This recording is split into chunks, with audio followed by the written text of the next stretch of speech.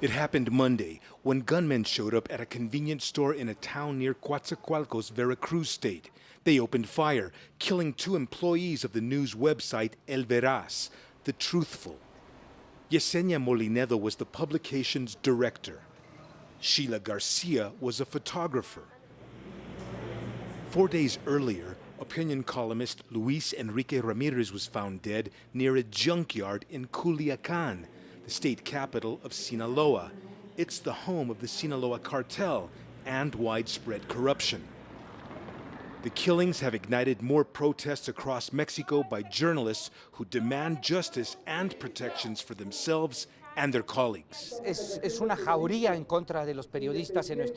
a hunt against journalists in our country. There are no guarantees. The Mexican state is not providing the guarantees so that we can freely exercise our journalistic rights. So far, this year alone, 11 journalists have been murdered in Mexico.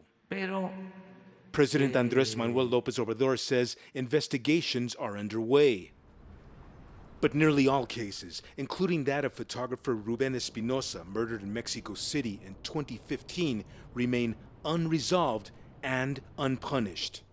And today, on this very day, there are journalists living in parts of Mexico whose lives are in imminent danger.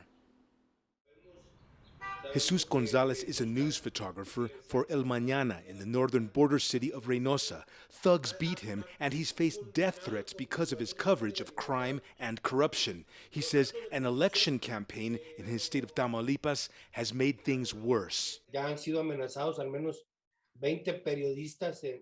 Here, some 20 journalists have been threatened during the electoral campaign. The problem has intensified. It's frightening. This can now be called the election of fear. We'll see how it ends. Gonzalez receives limited state protections, a panic button, and a surveillance camera. But that's not enough, he says, to prevent him from becoming the next journalist murdered in Mexico. Frank Contreras, CGTN, Mexico City.